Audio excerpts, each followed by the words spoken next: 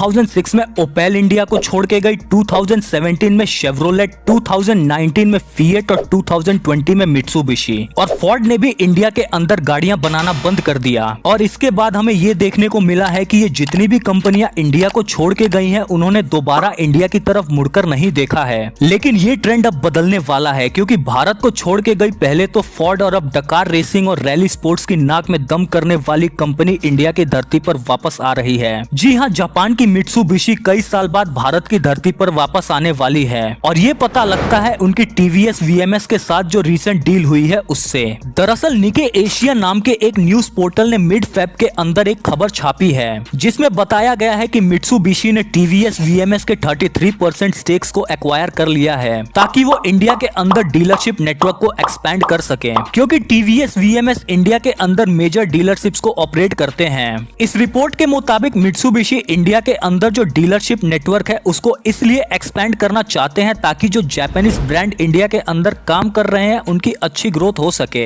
अब दोस्तों, इस रिपोर्ट के अंदर बहुत सी बातें डिस्कस करी गई हैं, लेकिन ये कहीं पर भी नहीं बताया गया है कि वो इंडिया के अंदर कौन सी गाड़ी लेकर आ रहे हैं, या फिर वो इंडिया के अंदर अपनी गाड़ी ला भी रहे हैं कि नहीं। और इसके पीछे जो रीजन है वो ये हो सकता है कि जो कंपनी इंडिया के अंदर आ रही है वो मित्सुबिशी मोटर्स नहीं है, बल्कि मित्सुबिशी कॉर्पोरेशन है, जो कि मित्सुबिशी मोटर्स और मित्सुबिशी इंडस्ट्रीज जैसी कंपनीज के लिए इंटरनेशनल ट्रेडिंग करती है। तो क्या इस रिपोर्ट को पढ़ने से ये लगता है कि मित्सुबिशी इंडिया में कोई भी गाड़ी नहीं लाने वाली है? वेल, हमें तो ऐसा नहीं लगता है। उल्टा हमारा तो ये मानना है कि मित्सुबिशी को इससे अच्छी अपॉर्चुनिटी मिल ही नहीं सकती है इंडिया में अपनी गाड़ियों को लॉन्च करने के लिए। मैं ऐसा क्यों बोल रहा हूँ, ये जानने के लिए हमें सबसे पहले जानना होगा हिंदुस्तान मोटर्स। जी हाँ दोस्तों, वही हिंदुस्तान मोटर्स को जिसने एक टाइम पर इंडिया को एम्बेसडर और कॉन्टेसा जैसी गाड़ियां दी है। तो दोस्तों, इसकी शुरुआत हुई थी जब इंडिया में मार्केट ओपन हुआ था। तब इंडिया में जितने भी ऑटोमोटिव ब्रांड आए थे नए नए, वो सभी के सभी किसी न किसी इंडियन ब्रांड के साथ कोलैबोरेशन में आए थे, ताकि उन्हें यहाँ की मार्केट समझने में आसानी हो और उनके इनिशियल डेज में जो ऑपरेशन है वो स्मूथली चल सके। जैसे फोर्ड और रेनॉल्ट दोनों ही कंपनीज महिंद्रा के साथ कोलैबोरेशन में इंडिया में आए थे, लेकिन बाद में उन्होंने सारे ऑपरेशंस अपने हाथों में ले लिए थे।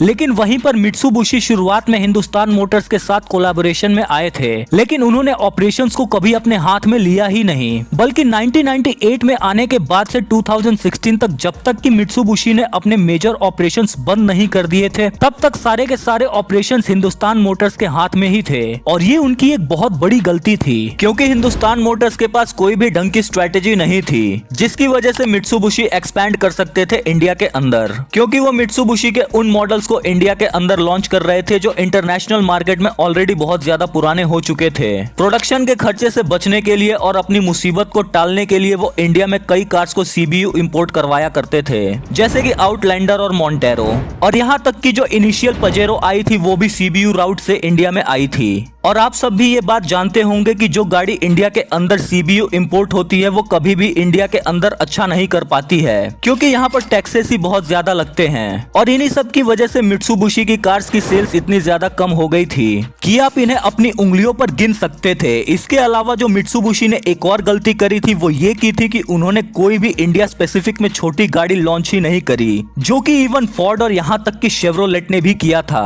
अब इन सब गलतियों की जिम्मेदार मित्सुबिशी खुद तो थी ही, लेकिन हिंदुस्तान मोटर्स इस पूरी स्टोरी में और भी बड़ी कल्प्रिट थी। अब ये जो सारी बात हमने बताई है हिंदुस्तान मोटर्स पर डिपेंडेंसी वाली बात, इसी पॉइंट को मित्सुबिशी ने इस बार बहुत ही ज्यादा मजबूत कर लिया है, क्योंकि उन्होंने जो टीवीएमएस के मेजर स्टेक्स को एक्वायर करा है वो बहुत ही ज्यादा अच्छा करा है। क्योंकि टीवीएमएस वीएमएस यानी कि टीवीएस व्हीकल मोबिलिटी सर्विस वो असल में 100 साल पुरानी कंपनी है, जो कि कई ऑटोमोटिव ब्रांड्स के लिए end to end vehicle service को प्रोवाइड कराती है। और अगर हम अभी की बात करें तो ये अभी 150 डीलरशिप्स को ऑपरेट कर रहे हैं, जिसमें Honda, Renault, Ashok Leyland, Mahindra, BYD और स्कॉट जैसी कई ऑटोमोटिव ब्रांड्स के डीलरशिप्स इनके अंदर आते हैं। टीवीएस मोबिलिटी इन ब्रांड्स के डीलरशिप्स को तमिलनाडु, केरला, कर्नाटका, आंध्र प्रदेश, तेलंगाना और मध्य प्रदेश में ऑपरेट कर रहे हैं। और अगर हम इंडिया के बाहर की बात करें तो इनका सेल्स और डिस्ट्रीब्यूशन श्रीलंका और बांग्लादेश में भी होता है। अब आपको समझ में आ गया होगा कि टीवीएमएस वीएमएस के 33% स्टेक्स को एक्वायर करने से मित्सुबिशी मित्सुबिशी के ऑपरेशंस काफी ज्यादा स्ट्रांग हो सकते हैं। अब टीवीएस मोबिलिटी ही एक रीजन है मित्सुबिशी के इंडिया में आने का, लेकिन इसके अलावा एक और भी रीजन है जिससे कि डायरेक्ट मित्सुबिशी मोटर्स ही आने वाले समय में अपने ऑपरेशंस को चालू कर सकते हैं इंडिया के अंदर, और वो है मित्सुबिशी, निसान और रेनॉल्ट के अलायंस का टूटना।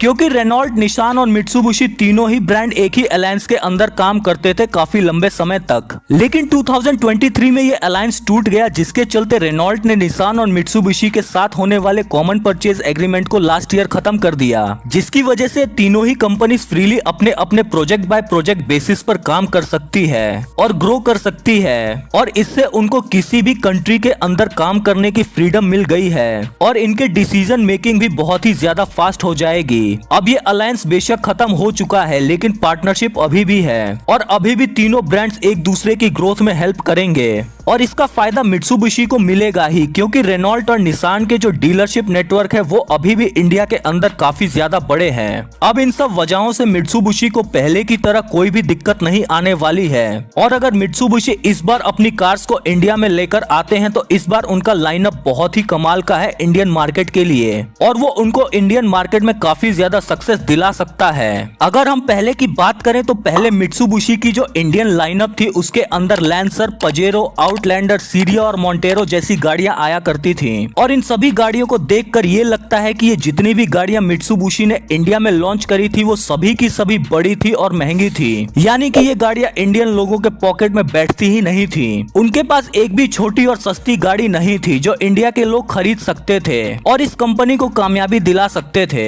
लेकिन अब टाइम बदल चुका है, क्योंकि ऐसी गाड़ियां जो कि 5 लाख के अंदर हुआ करती थी, जिनकी डिमांड 2015 में 33% हुआ करती थी, वो अब घटकर सिर्फ 0.3% रह चुकी है। यानी कि इंडिया में अब लोग ज्यादा सस्ती गाड़ियां खरीदना पसंद ही नहीं कर रहे हैं, और अब तो देखा जा रहा है कि इंडिया में उल्टा लोग महंगी गाड़ियां खरीदना चाह रहे हैं, और वो भी ऐसे सेगमेंट की कार जिस सेगमेंट में मित्सुबिशी को महारत हासिल है, यानी कि एसयूवीज। और मित्सुबिशी का तो लाइनअप ही एसयूवीज से भरा पड़ा है, क्योंकि उनके पास हर एक सेगमेंट में एसयूवी है जो कि इंडियन मार्केट के अंदर आराम से बेची जा सकती हैं। जैसे कि अगर हम सबसे पहले बात करें तो मित्सुबिशी के पास एक एक्लिप्स क्रॉस नाम की गाड़ी है, जो कि एक क्रॉस ओवर है, लेकिन ये कॉम्पैक्ट एसयूवी वाले साइज में आती है। यानी कि अगर हम साइज के ऊपर बात करें तो इसे क्रेटा वाली कैटेगरी में आराम से लॉन्च किया जा सकता है। इस गाड़ी के अलावा मित्सुबिशी के पास एक्सपेंडर है, जो कि एक 7 सीटर कार है। इसके अलावा अगर हम बड़ी गाड़ी की बात करें तो इनके पास ट्राइटन है। अब इंडियन मार्केट में पिकअप ट्रक की उतनी ज्यादा डिमांड तो नहीं है, लेकिन इनकी भी ग्रोथ यहाँ पर हो सकती है, क्योंकि टोयोटा की हाइलक्स यहाँ पर काफी अच्छा कर रही है, और अगर वो इस भौकाल दिखने वाली पिकअप ट्रक को सीबीयू राउट से भी लेकर आते हैं तो डेफिनेटली वो इस गाड़ी को ठीक ठाक सेल्स कर लेंगे।